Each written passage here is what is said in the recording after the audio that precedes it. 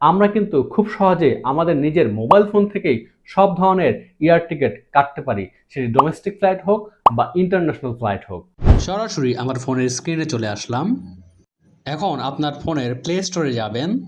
Play স্টোরে যেয়ে গো জাইন লিখে সার্চ করবেন। আমার ফোনে আগের থেকে গো জাইন অ্যাপসটি ইনস্টল করা আছে, যে কারণে আমার এখানে ওপেন লেখা আছে। আপনাদের এখানে ইনস্টল লেখা থাকবে, সরাসরি আপনি এখানে ইনস্টল ক্লিক করবেন, সাথে সাথে ইনস্টল হয়ে যাবে। আরেকটি কথা বলিনি, এটা কোনো প্রমোশনাল ভিডিও না। শেয়ার ট্রিপ সহ যত অনলাইন পোর্টাল আছে সব জায়গা থেকেই আপনি এয়ার টিকিট কাটতে পারবেন। সব অ্যাপস বা পোর্টালের একই নিয়ম। এখন আমার ফোনের মেনু অপশনে যেয়ে গো জাইন অ্যাপসটি ওপেন করি। তারপর নিচে কর্নারের দিকে প্রোফাইল লেখাতে ক্লিক করি। তারপর এরকম একটি ইন্টারফেস আসবে, এখানে কন্টিনিউ উইথ গুগল এই জায়গায় আমরা ক্লিক করব। কন্টিনিউ উইথ গুগল ক্লিক করলে আমাদের ফোনে লগ ইন করে থাকা জিমেলগুলো শো করবে। সেখান থেকে আপনার কাঙ্ক্ষিত জিমেল দিয়ে সাইন ইনটি করে নেবেন। এরপর ফ্লাইট নামক অপশনে ক্লিক করবেন।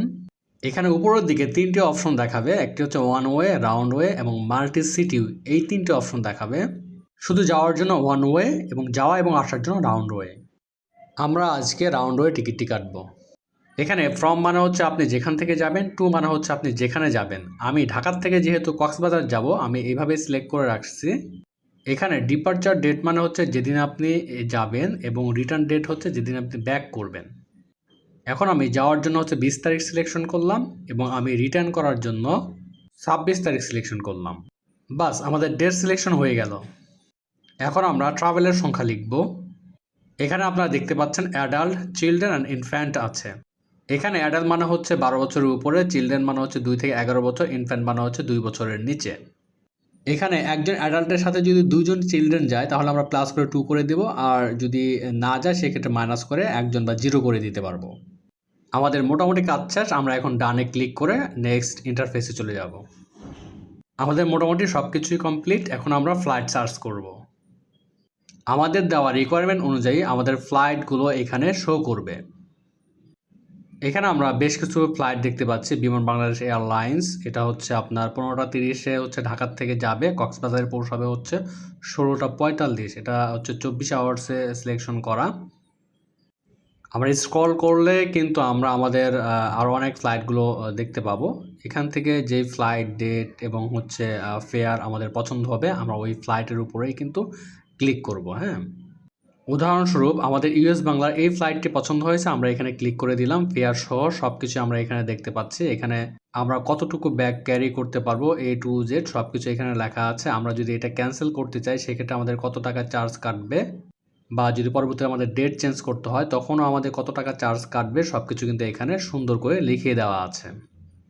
ওকে, আমরা এটা এখন সিলেকশন করি। সিলেকশন করে আমরা এখানে হচ্ছে আমাদের বেশ কিছু ইনফরমেশন এখানে দিতে হবে। যেমন এখানে হচ্ছে ফোন নাম্বার দিতে হবে, ইমেল অ্যাড্রেস দিতে হবে। তারপর আমাদের ইনফরমেশন বা ট্রাভেলারের ইনফরমেশন এখানে দিতে হবে। যেমন এখানে আমি আমার নাম লিখে দিচ্ছি। অবশ্যই টাইটেল দিতে হবে মিস্টার সাজ্জাদ হোসাইন। এটা অটো ফিল আপ হয়ে গিয়েছে। এখানে এখন আমরা আমাদের কন্ট্যাক্ট নাম্বারটি দিয়ে দিব। তারপর আমরা আমাদের মেল অ্যাড্রেসটাও কিন্তু এখানে দিয়ে দেব। আমরা যদি এখন নিচের দিকে স্ক্রল করি অনেক কিছু দেখতে পাবো, এগুলো কোনো কিছু আসলে আমাদের দরকার নেই। আমরা এখন সরাসরি হচ্ছে নেক্সটে ক্লিক করে দেব। নেক্সটে ক্লিক করলে আমাদের ইমেলটা ভেরিফাইড চাইবে, আমরা এটা ভেরিফাইড করে নেব। কোডটা মেইলে আসবে। কোডটা মেইল থেকে দেখে আমরা এখানে ফিল আপ করে দেব। এরপরে আমরা ভেরিফাইয়ে ক্লিক করে দেব। ইমেলটা ভেরিফাই হওয়ার পরে আমরা নেক্সটে ক্লিক করব। এখানে আমাদের একটি রিভিউ ডিটেলস আসবে। এখান থেকে আমাদের যাবতীয় জিনিস আমরা রিভিউ করতে পারবো এবং আমাদের কোনো ভুল হলে এখান থেকে আমাদের ডিটেলসগুলো এডিটই করতে পারবো। এখানে আরেকটা কথা বলে রাখি, যারা শুধুমাত্র ডোমেস্টিক ফ্লাইটের টিকিট কাটবেন তাদের শুধুমাত্র এনআইডি কার্ডের ইনফরমেশন ইনপুট দিলেই কিন্তু হবে। নাম এবং হচ্ছে জন্ম তারিখ দিলেই কিন্তু আমরা আমাদের টিকিটটা কেটে ফেলতে পারতেছি। কিন্তু যারা ইন্টারন্যাশনাল টিকিট কাটবেন তাদের কিন্তু অবশ্যই পাসপোর্টের ইনফরমেশন দিতে হবে। নাম, ডেট অফ বার্থ, পাসপোর্টের নাম্বার, পাসপোর্টের এক্সপায়ারি ডেট, এই সকল ইনফরমেশন দিয়ে কিন্তু ইন্টারন্যাশনাল টিকিটগুলো কাটতে হবে। ওকে, রিভিউ করে এরপর নেক্সটে ক্লিক করলে আমাদের এরকম পেমেন্ট মেথড আসবে, ক্রেডিট কার্ড, ডেবিট কার্ড, বিকাশ, উপায়, নগদ সব কিছুর মাধ্যমে করা যাবে। আমি বিকাশ সিলেক্ট করে দিলাম। আচ্ছা, আমি যেহেতু এখন পেমেন্ট করব না, তাই আমি ব্যাপারটা আপনাদেরকে দেখাতে পারছি না।